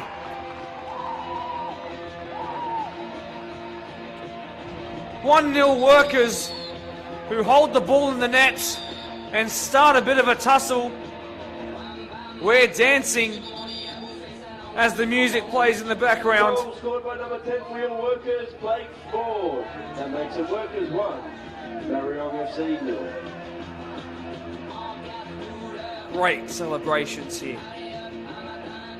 But I can already tell you that when play restarts, tackles are about to become a bit more personal. I'm glad that didn't burst into something unnecessary here.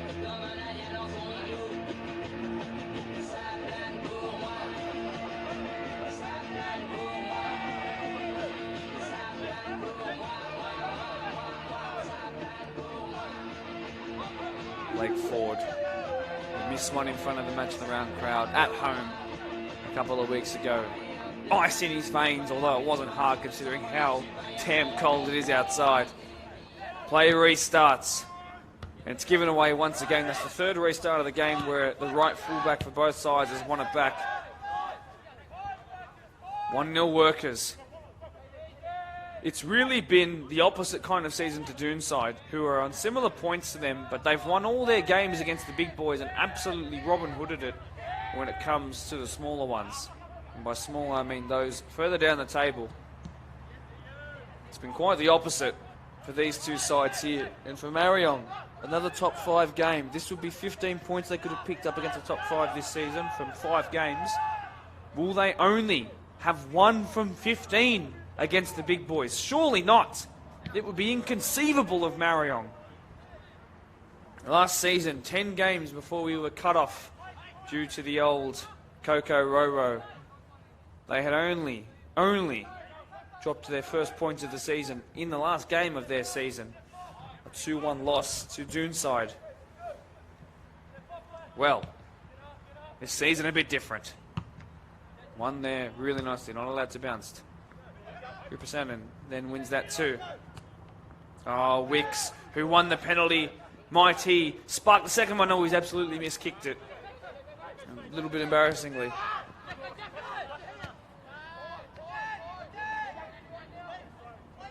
Danny McDougall, piercing left-footed pass. Wide it goes. Inside it comes again. Wicks is there. There was certainly a handball from De Oliveira there. Unintentional, says the referee. Boama darts past one, then the second in Precious. Up the touchline he goes. Past the third, Mervyn Chakal. Is this the response that Marion wants? No, because a step in by the man who just scored a penalty. Back to centre back he goes. Another big tackle by him there.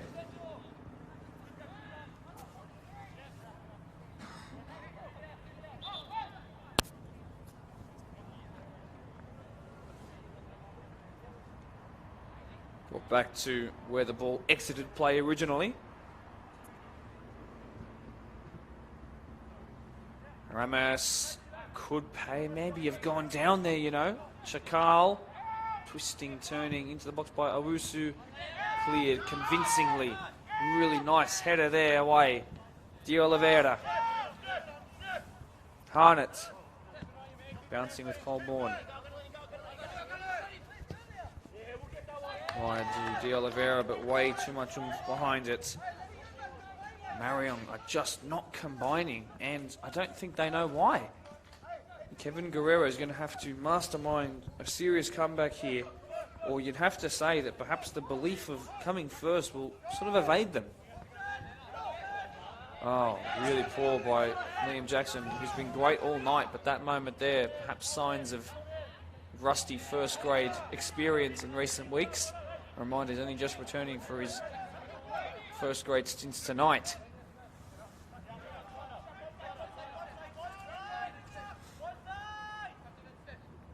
Ben Dalkeith, longer game, coming to the game, not starting tonight. He's been the only sub made so far. He's kept a clean sheet so far too. All the way back it goes. Kinsella, who had a penalty save this year already. Couldn't find one in the match of the round though. Only one penalty saved in the match of the round so far this year. Back it goes, big press on by the captain Chakal. Almost a bit of miscommunication there.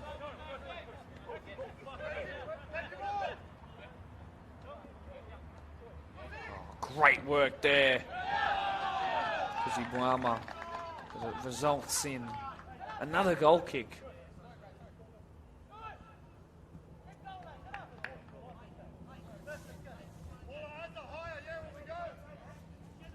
Who saw this coming? This would have been inconceivable last year considering the state of both sides. Chris Wicks, what a touch. Oh, brilliant Wicks. Outside of the right foot pass is splendid. In the blocks there is Maybury. Oh, he missed it. But then down he went afterwards. He's told to get to his feet though. De Oliveira Might try and launch a counter. Forward they come. Liam Jackson is certainly going to be outpaced here, but can he position himself well? No, it's not. Brahma square! Aramis! Oh, he's missed a sitter!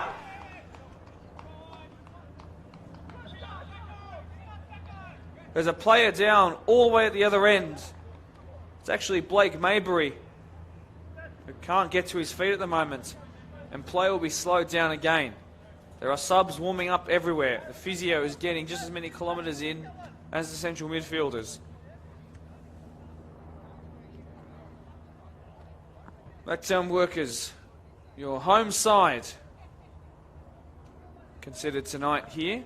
On a little break of play, I'll speak to you a little bit about them.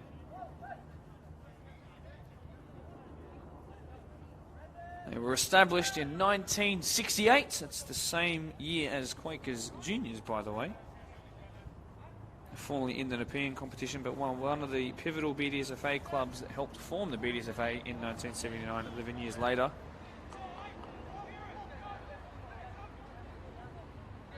Wonderful, long-serving members. Albert, Matt, Chris, Jason Notley is still there now. In it comes now. Play restarted.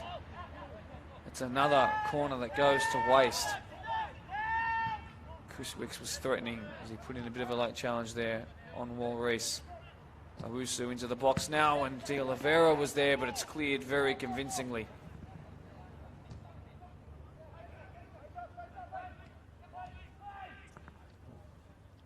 It comes again. It's blocked again. They try the short corner this time, and now it's cleared. Just giving Workers a bit of a break.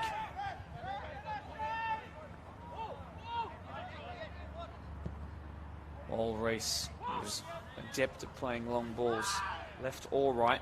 Didn't happen that time though.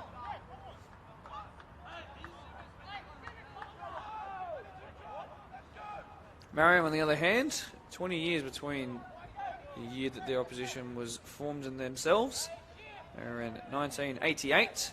If you need a bit of a history lesson and you're new here, you've never heard what we do for when we have new clubs in. We give you a bit of context of pop culture at the time that they were established. So, 1988, top albums at the time, Surfer Rosa by the Pixies and Justice for All by Metallica. Top songs at the time, Bad Medicine by Bon Jovi, The Flame by Cheap Trick and Desire by U2. Movie-wise, Rambo 3 came out, the best Christmas movie in history. Die Hard did too, and Michael Jackson's Moonwalker. Bit of a failure, that one, but hey, that puts you back to the times. In the footballing world, there was in fact a European Cup, as it was called at the time, not quite the Champions League. PSV beat Benfica 6-5 on penalties after a stalemate after 120 minutes. Ronald Koeman was in that PSV defence, if that rings a bell for you. In the UEFA Euros we had that year, the Dutch solidified a great year for themselves. PSV winning and the Dutch winning. Van Basten and Ruud Gullit were the goal scorers that beat the old Soviet Union 2-0 in Munich. Other goal scorers from that tournament to ring a bell. Of course, Michael Laudrup, Brian Robson. Actually, I'm going to stop as Kuzi Boima comes into the box again. Another big tackle by Liam Jackson. Corner it is, though. Other goal scorers from that tournament include Michael Laudrup, Brian Robson, Roberto Mancini, Rudi Voller, Gianluca Vialli, Emilio Butragueño, Andreas Breme, Jürgen Klinsmann, and Lothar Matthäus. Germans, Italians, Spaniards, Danes, Dutch, Englishmen alike. And it comes again. Finally, maybe! No! Another corner goes wasted away. But they are getting closer. But it's not close enough.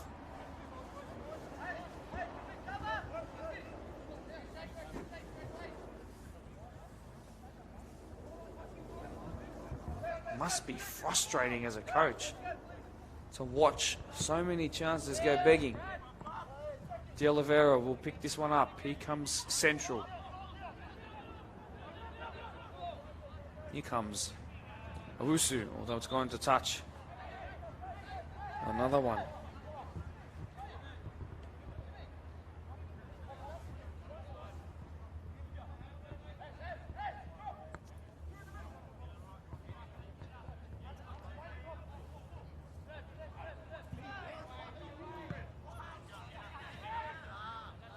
If you need a bit of a history lesson on when 1968 was, that's the year that workers were established.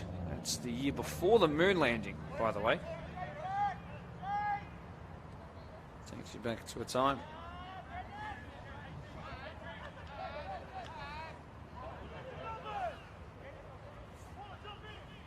As we come fully focused back on the play. Aaron White. Will this finally be the set piece? That doesn't look like it will be. De Oliveira tries to change it though, and it's cleared by Dayan. Preston did very well there. But surely the mounting pressure is eventually going to collapse in on workers. They can't just keep defending, can they? Marion, perhaps a little ineffective from set pieces. They haven't trained too much in the last couple of weeks. In it comes again, and it's just too deep. They've tried multiple kick takers, just hasn't worked. What do you do, Kevin Guerrero? What do you do? Ian De Castro, throw in. Blake Ford, sole goal scorer of today. Strides it forward. Although they should have done better there, workers.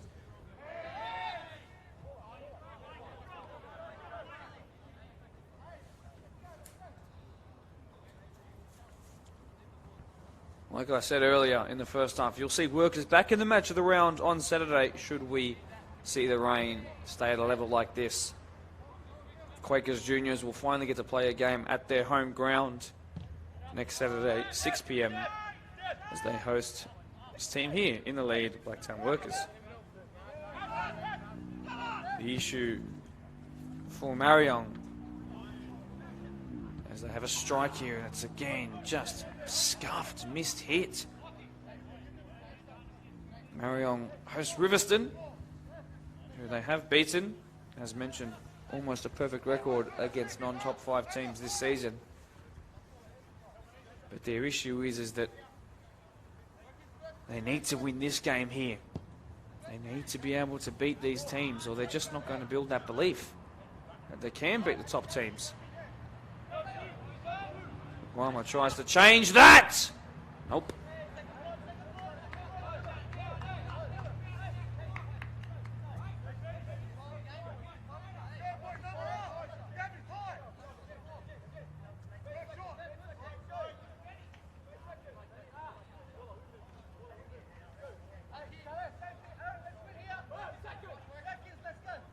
Ben Dalkeith, as we cross past the 71st minute, believe it or not, still the only sub of the game so far.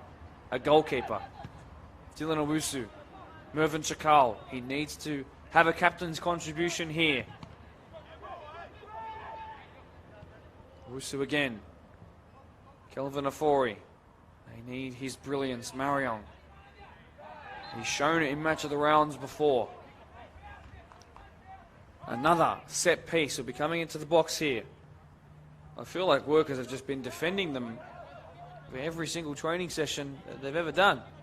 That's what it feels like. As we have this break and play, I ask you, Facebook or YouTube watchers, please do leave a like on the video so you know, we know that you're enjoying it. In it comes De Oliveira and cleared away. Dylan Owusu will recover. Didn't quite come off his chest, but the side of his face, that's not going to feel very nice considering the weather. Blocked again. And they had so much space to work with. They worked into a busy channel.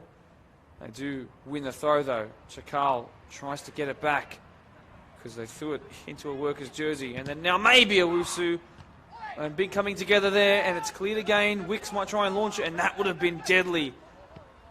Momentum's been slowed down a little bit. Mabry, who's gratefully recovered to his feet. Good to see he's not injured. How's that for a ball? Wall Reese read it like a book. We've seen his distance distribution work to charm plenty of times before. Wall Reese thought about it there. It's been given away to Oliveira. Wicks now could be running in behind. Mabry's doing very well too. Wicks will claim this loose ball. No one's on him. He can just stride into the box. He takes it first time. Unbelievably. What are you doing there, Chris? He's got to be more composed. I think that was a situation where if you give a player too much time, they make the wrong decision.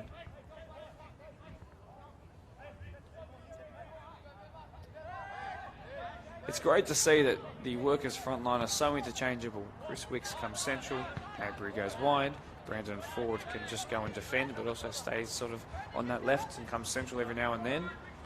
Kuzi Bwama. Now, will this finally be it for Marion? Liam Jackson, the fullbacks for Workers, are just having unbelievable performances here tonight. And not only that, he's won another goal kick.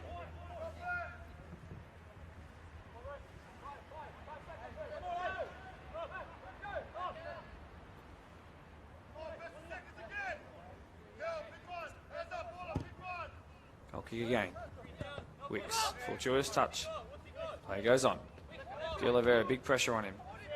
Wicks goes down.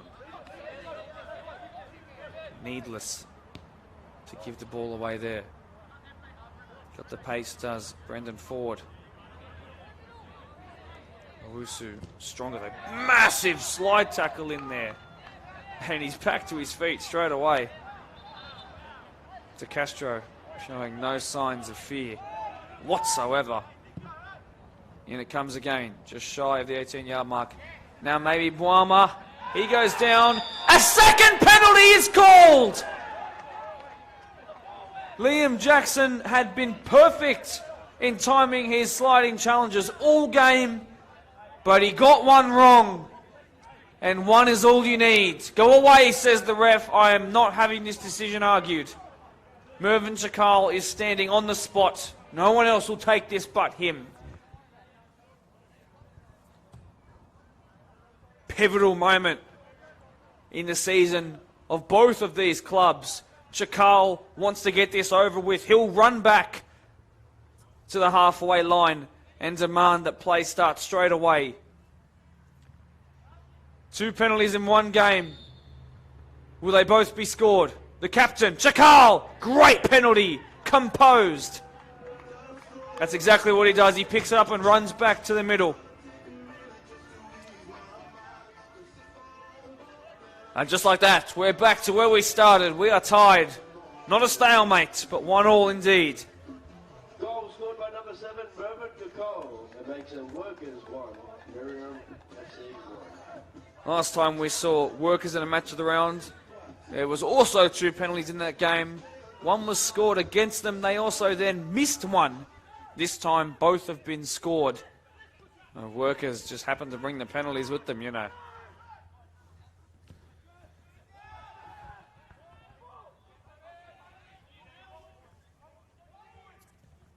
Liam Jackson will have the perfect angle from our view to watch that back and see how he could have timed that a bit better. I don't think he'll be disappointed with his overall performance, but that one moment's got to hurt. Mabry! Keep it down, son.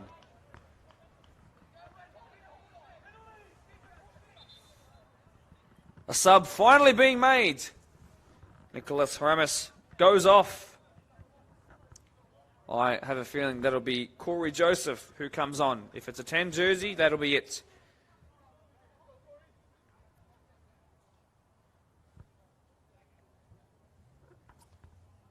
Indeed it is. Straight into the middle he goes.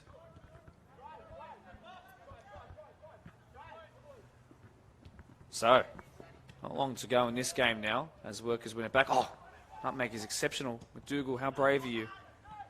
Paul Reese was braver. Poor pass there.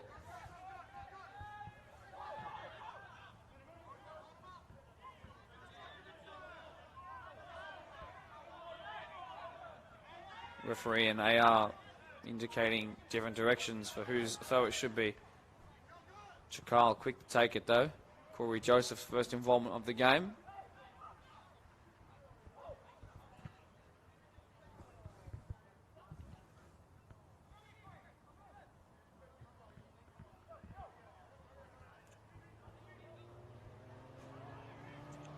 Oh, great work by a determined Chakal. Keeper claims though.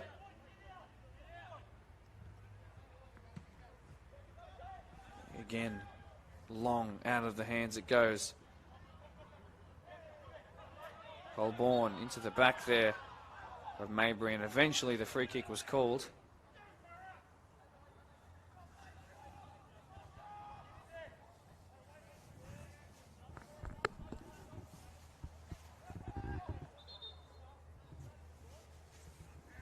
Well, it only took one. That's going to be 2 subs made in quick succession. This time, though, for Workers.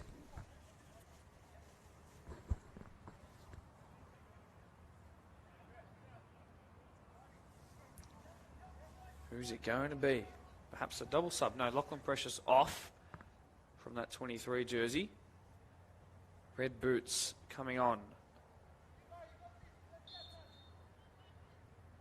Free kick for Workers, though. Mabry was rising, as was Harnett. Long shot attempted by Dickinson.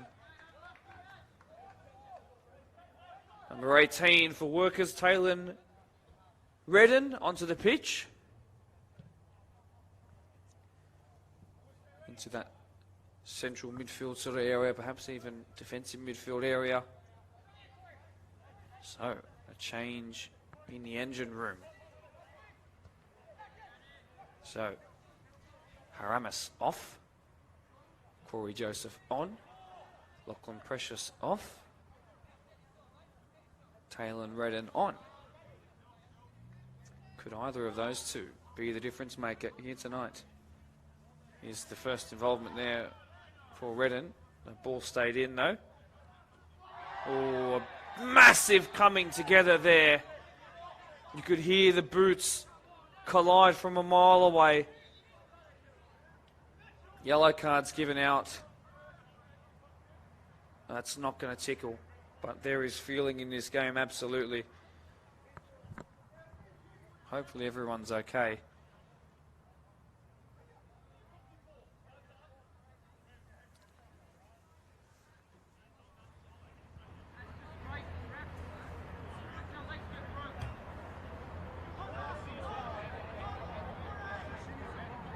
Hear some of the calls from the sideline.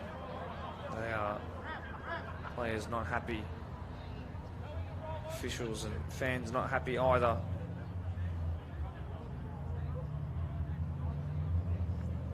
The 2 big challenges came in the space of a couple of seconds.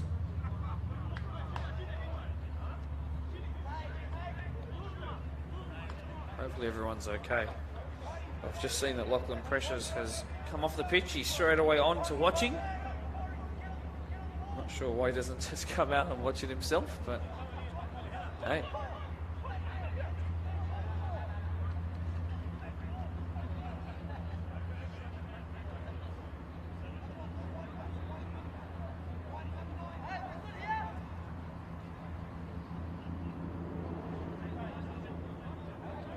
So at the end of all this, there will be a free kick that will be taken by Workers. After that, honestly, horrendous tackle in there. Even though there's a player down, injured. That's not the man that was actually taken out. I believe coming onto the pitch, I know that Nazir Cormi is ready to come on at some point in his return. I'm not sure if that is him. Could also be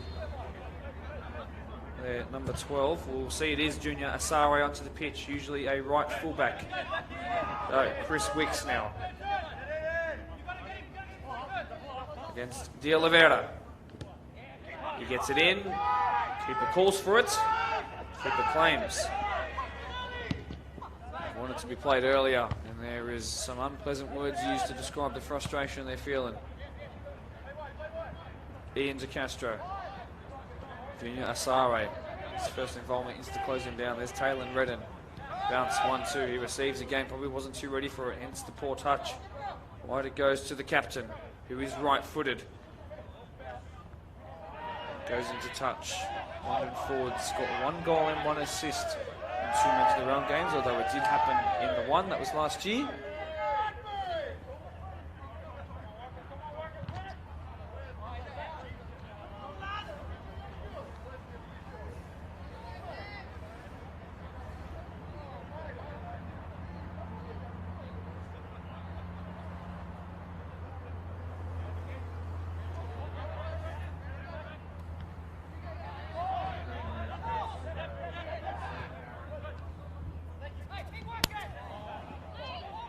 Oh, Reese, good interception there. Nicely done by Workers to recycle things. Preston goes long. What a ball that is. And now Chris Wicks. Still Chris Wicks. He's lost it but got it back. He's just too agile and too quick. Dickinson's there. Free kick given against Workers there.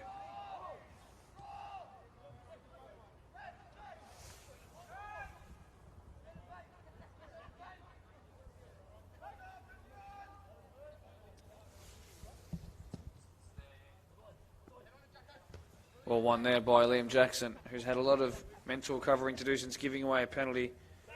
And now that man who won it in the first place, Rama, he will get there first because he is so quick. Chakal wants a brace, pass to Castro. Chakal, no! Sprayed, skewed. In the end, we're still stuck at one apiece.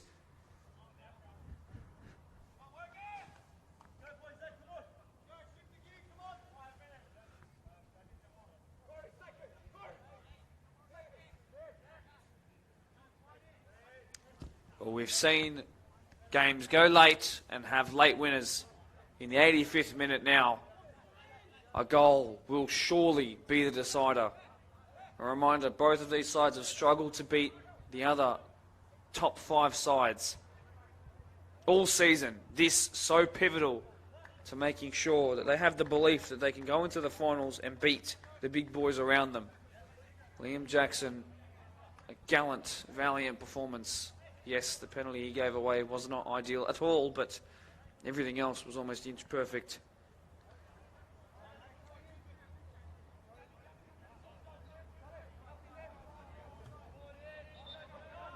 Onto the pitch, the number 21, Maury Konate.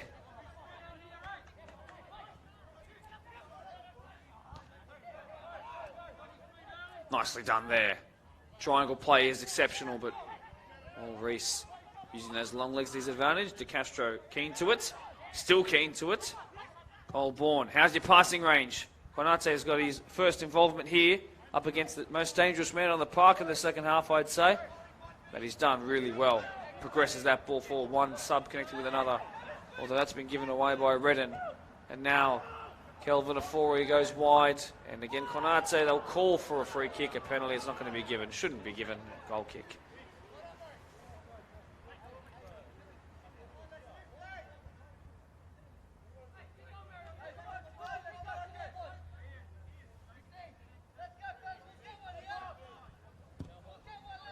Long and wide to this near side. Wicks missed it. Gone down as the Oliveira. There's no way are they going to stop play here. Workers, 3 points over fair play. And they are so critical to 3 points. And now Maybury square the goal! Marion will hate it. Workers fans rejoice. Who saw that coming? The ultimate captain's contribution. Goal scored by number 9, Brendan Ford. That makes it Workers FC 2, Marion FC 1.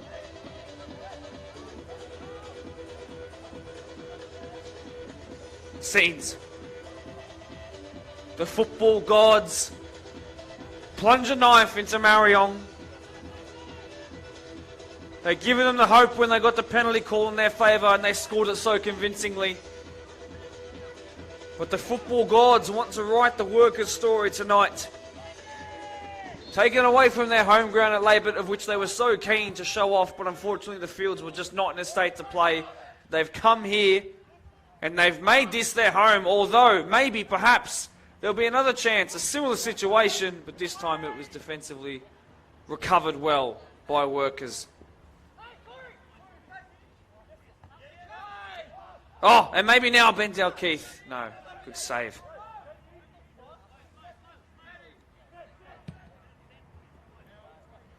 There are plenty of Ponds fans who are watching along tonight. who are rearing their head. I assume it's because their game started half an hour before this, meaning that they would have just ended about 15 to 20 minutes ago, and they will be logging on to see this handball there most certainly.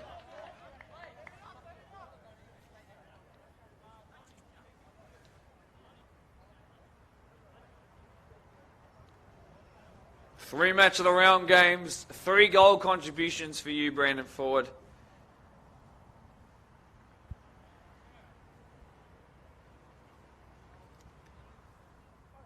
He shows up once again.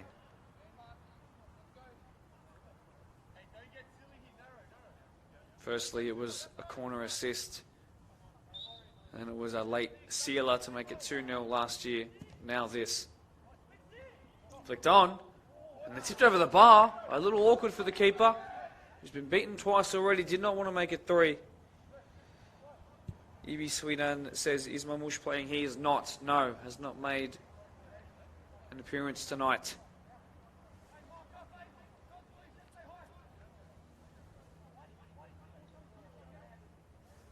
The centre-back partnership of Wal Reese and Nathaniel Harnett. I said it wasn't as experienced as the former and Mamush Aguer. Well, perhaps to their undoing. Cleared away. Left out. And the workers' touchline are keeping uncharacteristically silent, but they are aware of how important 3 points are here. Not necessarily for points' sake, but for, like I've mentioned a couple of times already, the belief that they can beat the big sides. They struggled to do so last year. A new revamped side this year is certainly going to help them in every way, shape and form. Finals absolutely decided already. Where they will finish, well, this will be critical. A third will kill things off. Towards the near post, saved by Kinsella. Nicely done. He's going to try and launch a counter-attack here. Corey Joseph is up. Kuzi Muama is up too. He's going to evade the tall frame of Corey Joseph and go all the way back to Dal Keith.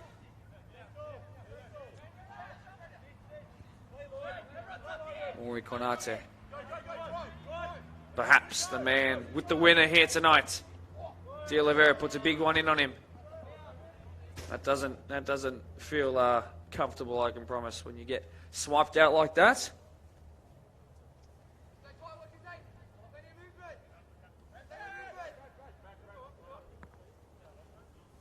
Arte. Dickinson.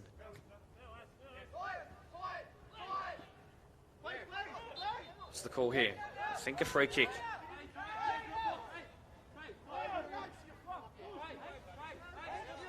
De Oliveira. It's time for Marayong to push numbers forward.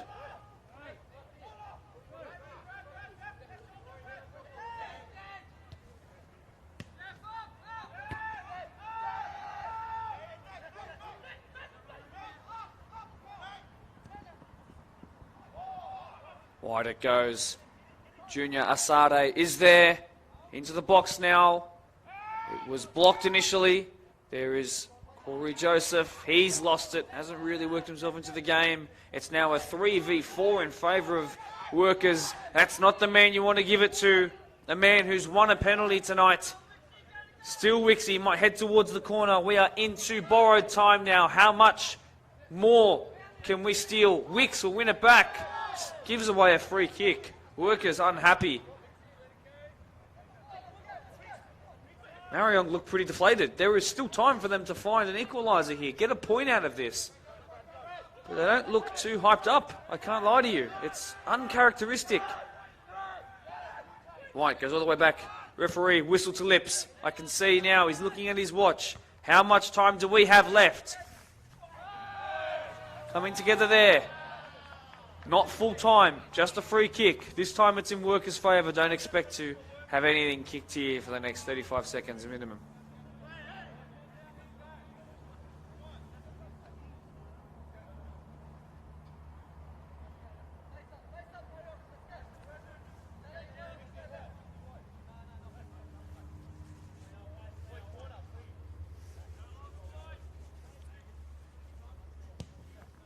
On it goes. Touch it finds. Might have just stayed in by a couple of millimetres. They are milliseconds away from a big 3 points here. Players blistering forward. Boama crosses the halfway line. Multiple glances at the watch by the ref. So well done by McDougall. That might be it. That'll do it. The history books will say that this was a David and Goliath moment, but no, this is a project by Workers that is coming to a climax here, and how much more scary will they be as the season goes on? It's not a case of giant killers, it's a case of a new giant killing the established one. Brandon Ford, the captain in that 9 jersey, arriving unmarked at the back post to win it on the 86th minute mark. Keep an eye on the Blacktown Football Hour podcast this week for post-match reaction. There's going to be some interesting questions asked, I promise you. These two teams, one of them you'll see them this weekend again in the match of the round. They'll face Quakers Juniors at Quakers Juniors, Saturday 6 p.m, live on Facebook and YouTube. Workers have to take on the old Quakers Juniors. Marion will host Riverstone and try and reclaim some points. But realistically, this was the big one here tonight. I said that both sides needed some belief to beat the other top 5 sides. It was Workers who did it late. And boy, was it an entertaining game to watch. The second half brought things to life. Thank you so much for the incredible viewership we've had here tonight. I really appreciate every single one of you for tuning in when it mattered most. We'll see you in a couple of days. My name is Mark DePoli saying thank you one more time. Goodbye.